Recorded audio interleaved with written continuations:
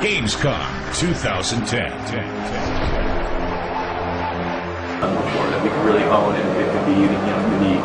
And so the Cold War era, a lot of them, actually most of the modern weaponry and tactics were birthed right there in that Cold War era. So it was really cool because it would have like this familiar aspect, but it also had all these very unique elements to it in and of itself that we could really express and highlight with Call of Duty Black Ops. So whichever era that we go to, we want to make sure that we're providing fresh new experiences. And that was the spirit behind going to the Cold War. Okay. Call of Duty 4 and 5, both have multiplayer meta conflict. Do you have coming up for Black Ops? We're considering it. It's not announced yet. It's not on the table or off the table.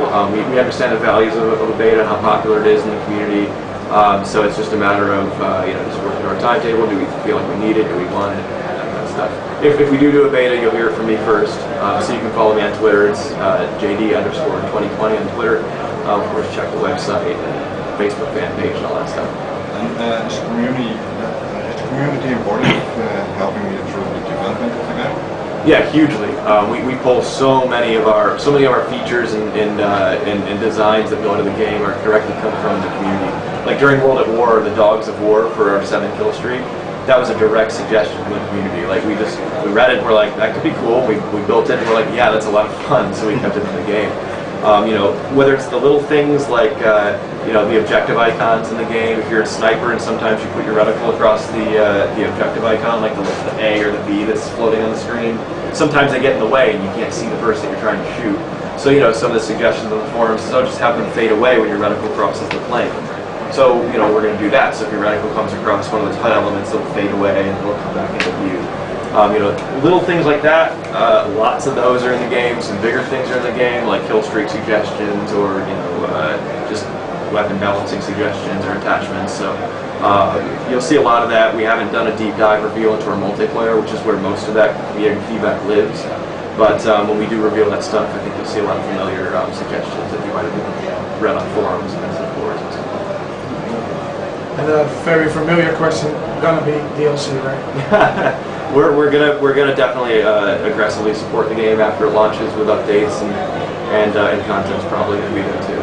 But nothing to announce yet. We're completely focused on just finishing the game, and we want to make sure that what we put in the box is the best it can possibly be. Sounds good. As a developer, what do you personally like most about this new Call of Duty experience? I can't say because it's a. You can choose 3 things. It's a portion of our. No. What I mean is I can't say because I do have a favorite, but it's part of our multiplayer, and I can't say it. Okay. There's some some new stuff in the multiplayer. Let's just say that there's some new modes in multiplayer that people are gonna really like. Okay. On multiplayer, we would see an helicopter driving or something. Could be. There is a vehicle component to multiplayer. I'll tell you that, but it's it's not something that we've done before, and I don't think the players are going to expect it. Great. Nice. All right.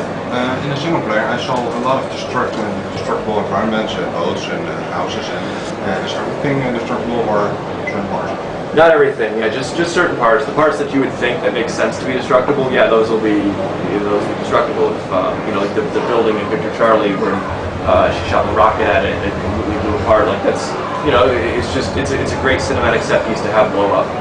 But yeah, it's Call of Duty is not about having the entire world destructible. It's just not that kind of game. It's actually important that the world stays within a certain form to make sure that the levels are progressing the way they need to and all that kind of stuff.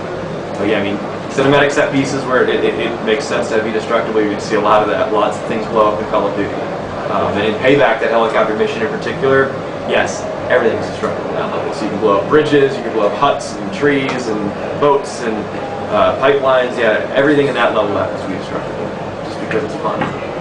Cool. So you've got time for about one more question, so take your pick. I think we covered up on everything, to be honest. Right? Very well. I don't have no more questions. The helicopter, playing, how do you say it? Was it on a rail? Steering. Was it the steering? Yeah. Did the girl presented there? Was she actually flying the helicopter, or she said she could go back, but it looked a bit too smooth? Well, she's believe me, she's played that demo hundreds of times, so it looked really smooth. But yes, you can turn around, you can go back. If you didn't get something, you can fly anywhere in there within reason. Like you can't just fly up and out of the the valley. So the way we kind of cheated with that, I'll say cheated, but it's actually sort of the secret sauce. It's the recipe. Is we control the elevation for the player. So you can fly around with the thumbsticks. And it was important for us when we made that level that it was an intuitive control scheme. We didn't want players to hop into the helicopter and then feel like they had to learn how to fly it. As soon as they realize, crap, I have a controller in my hand, now what are the buttons? That takes them out of the immersion, and that's no good. So we wanted to keep them in that. So we told them, you need to make a helicopter that we can fly, but it has to feel like a Call of Duty helicopter. And that's what they came back with, and it's really good. So if you know how to play Call of Duty, you're going to know how to fly that helicopter. Yeah, so, but is it possible to crash into the mountains? Or? Yeah, but you don't want to do that. Okay, great, thanks. Yeah. Okay. That's it. It's all. Thank you, Okay. guys. Thank you very much. Yeah.